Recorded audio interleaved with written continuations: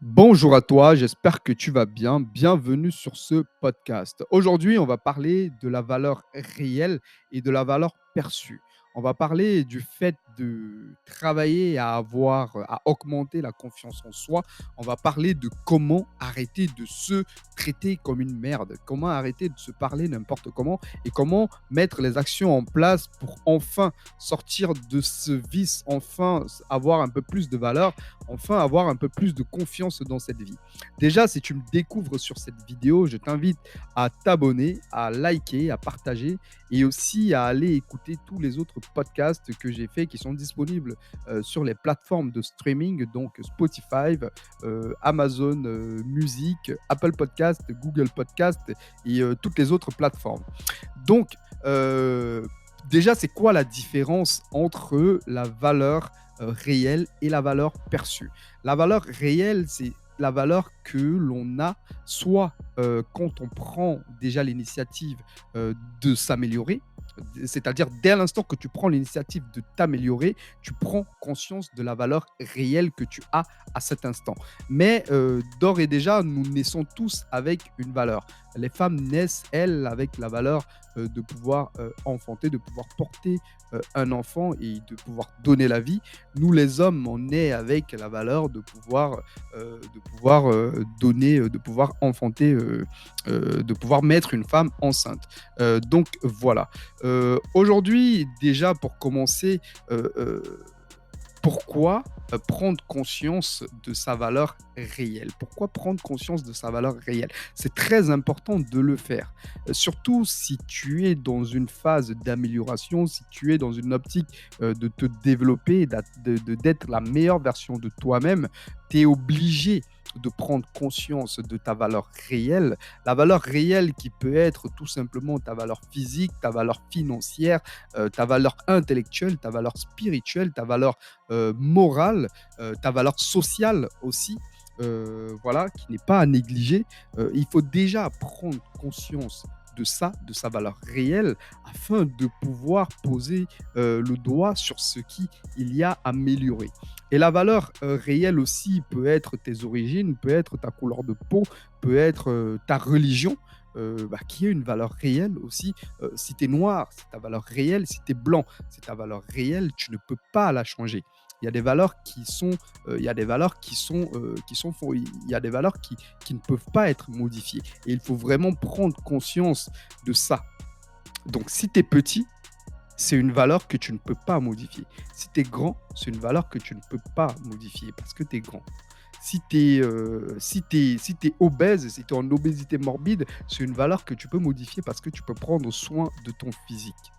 Si tu n'es pas intellectuel, si tu n'as pas une grande intelligence sociale, c'est une valeur que tu peux modifier en étudiant, en lisant, en t'informant, en faisant des formations, disons, en faisant des choses qui vont te permettre d'avoir cette valeur. Donc voilà. Et maintenant, la valeur perçue. Pourquoi prendre conscience de sa valeur perçue et comment augmenter sa valeur perçue? Déjà, pourquoi prendre conscience de sa valeur perçue? Il est très important, surtout dans un cadre d'amélioration de soi, de développement personnel, ou alors dans une démarche d'être la meilleure version de toi-même, comme je l'ai dit précédemment, de prendre conscience de sa valeur perçue.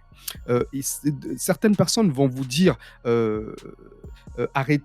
certaines personnes vont vous dire ce n'est pas bien de vivre à travers le regard des autres. Si tu es bien comme tu es, c'est le plus important. Si les gens ne t'acceptent pas comme tu es, c'est le plus important. J'ai envie de te dire, si tu écoutes ces gens, tu vas réellement être dans la merde. C'est du bullshit. Les personnes qui te parlent comme ça, c'est du bullshit. C'est soit vraiment tu dois t'éloigner de ce genre de personnes, soit tu dois faire le nécessaire pour prouver à ces personnes qu'il y a une autre manière, une autre facette de la vie qui n'est pas réellement celle qu'elles ont. Les personnes qui parlent généralement comme ça, c'est des personnes qui ne sont pas dans une démarche d'amélioration. Parce que toutes les personnes qui sont dans une démarche d'amélioration, c'est des personnes qui vont te pousser à faire la même chose. Je n'ai jamais vu quelqu'un qui fait du business ou alors quelqu'un qui travaille à améliorer ses finances qui va te dire, «Vis uniquement de ton salaire, ne cherche pas à t'améliorer et reste pauvre». Je n'ai jamais vu quelqu'un qui prend soin de son physique, qui va t'encourager à bouffer de la merde et à t'engrosser. Je n'ai jamais vu quelqu'un disons, qui prend soin, qui s'informe intellectuellement, qui lit des livres, qui va t'encourager à passer tes journées devant Netflix, à regarder toutes les séries qu'ils mettent. Donc voilà, c'est déjà le pourquoi est-ce que tu dois prendre conscience de ça. Et maintenant, comment prendre conscience et comment augmenter sa valeur réelle.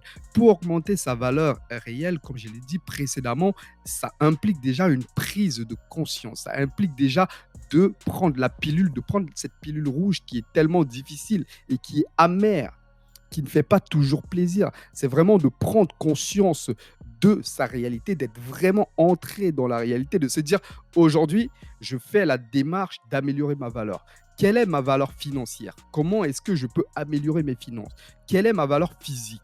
Comment est-ce que je peux améliorer mon physique? Quelle est ma valeur intellectuelle? Quelle est ma valeur sur le marché des relations hommes-femmes? Si tu es une femme, il faut que tu te poses la question à savoir aujourd'hui, quelle est ma valeur sur le marché du célibat si tu es célibataire? Ou quelle est ma valeur sur le marché des relations? Si tu es un homme, pareil, il faut que tu te poses cette question. Quelle est ma valeur sur le marché des relations? Comment est-ce que je peux améliorer mes interactions? Comment est-ce que je peux améliorer mes finances? Comment est-ce que je peux améliorer mon physique? Et maintenant, comment le faire, en fait? Comment augmenter sa valeur? Personnellement, j'ai entrepris cette démarche, dès lors que j'ai fait le choix de m'améliorer, d'être la meilleure version de moi-même. Aujourd'hui, je suis toujours dans cette démarche d'amélioration, qui est toujours en cours. C'est pas chose facile, mais je pense que c'est kiffant de le faire. C'est très jouissif d'être dans une démarche d'amélioration. Pourquoi? Parce que, plus le temps passe, plus tu compares la personne que tu es en train de devenir à la personne que tu étais avant. Et franchement, je vous assure, c'est jouissif de se dire qu'on a pu s'améliorer, c'est jouissif de se dire qu'on a pu acquérir des compétences dans la vie, de se dire qu'on est passé de ça à ça.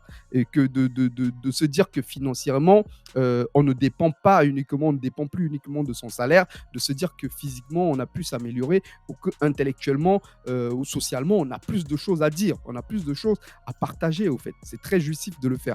Donc, comment améliorer sa valeur perçue aux yeux du monde? Déjà, pour commencer à te citer tout ce que j'ai mis en place, moi, j'aimerais déjà te dire que je ne peux pas te dire des choses que je ne sais pas. Tout ce que je te dis, ça vient de mon mindset, c'est ma manière de penser, ma manière de percevoir la réalité et c'est des choses que j'ai mis en place moi, qui ont marché pour moi. C'est justement ces choses que j'ai, c'est ces valeurs que j'ai envie de partager avec toi. Donc, libre à toi de suivre, libre à toi de mettre en place ce que je te dis ou alors de le faire à ta sauce. On perçoit, comme j'aime tantôt le dire, on perçoit les choses. On peut avoir la même information, mais percevoir et faire les choses de manière différente. Donc, pour augmenter sa valeur réelle, je t'invite à prendre déjà soin, c'est très important. Je t'invite à faire réellement le cri dans tes finances. Je t'invite à prendre soin de tes finances, à prendre soin de ton physique. Côté finances, il faut déjà que tu réduises tes dépenses, que tu essayes de faire la liste des choses inutiles que tu fais. Les dépenses, les achats impulsifs, la malbouffe, c'est vraiment, on dépense énormément d'argent dans des choses futiles. Il faut que tu prennes conscience de ça. Il faut que tu prennes conscience de ton physique. Bien sûr qu'aujourd'hui, bien sûr que tu ne vas pas avoir le physique d'une statuette grecque en moins d'un mois ou en moins de quelques semaines, mais il faut que tu travailles à l'améliorer. Il faut que tu travailles à améliorer tes interactions sociales, que tu travailles à améliorer aussi ton intelligence sociale. Le fait de lire ne serait-ce qu'un livre par mois permet d'activer des circuits neuronaux, des circuits dans ton cerveau qui restent endormis, disons que le cerveau aussi, c'est un muscle. Le fait de lire des bouquins permet de prendre soin de ton cerveau, qui va justement te permettre qui va te mettre à l'abri de certaines maladies. Le fait de prendre soin de ton corps, de prendre soin de ton physique va te mettre à l'abri de certaines maladies. On l'a très bien vu pendant la crise sanitaire. C'est des personnes c'est des personnes qui étaient en obésité, c'est des personnes qui étaient faibles physiquement, c'est des personnes qui avaient, comment dire, qui avaient des anticorps un peu plus faibles, qui étaient plus à risque, qui étaient plus amènes d'attraper la maladie. Donc, tout ça pour, disons, pour revenir à ce que j'étais en train de dire précédemment, tu dois prendre soin de tes finances, tu dois prendre soin de ton physique, tu dois prendre soin de ton cerveau, c'est-à-dire que tu dois lire des bouquins, tu dois t'informer, tu dois acquérir des compétences intellectuelles et des compétences sociales, et aussi tu dois prendre soin de ta spiritualité. Si tu es chrétien, si tu es musulman, si tu es athée, peu importe si tu es bouddhiste, tu dois vraiment prendre soin de cet aspect parce que le corps et l'esprit sont liés. Si tu n'es pas en alignement, si ton corps et ton esprit ne sont pas en alignement, tout ce que tu as envie d'entreprendre ne seront pas en alignement. Il faut vraiment une réelle introspection et un réel travail sur la spiritualité, sur le physique, et ainsi tu pourras manifester dans ta réalité ce que tu es à l'intérieur. Donc, pour conclure, cette vidéo, je t'invite réellement à te poser la question aujourd'hui: quelle est ta valeur réelle? Et je t'invite aussi à mettre en place des choses pour améliorer, ta valeur et ainsi avoir plus de confiance en toi, avoir plus, de valeur, perçue, et ainsi arrêter de te traiter comme une merde, arrêter de te parler, arrêter comme j'aime tant le dire, arrêter d'avoir un langage négatif envers toi-même. C'est aussi ça, travailler sur sa valeur. C'est aussi apprendre à être positif envers soi-même. C'est aussi apprendre à se donner de la force, et aussi apprendre à s'entourer des personnes motivantes et des personnes qui peuvent te permettre à avancer, des personnes qui peuvent te permettre à te surpasser. Donc, ça serait tout pour moi pour cette vidéo. Prends soin de toi et surtout, reste dans l'action. Ciao.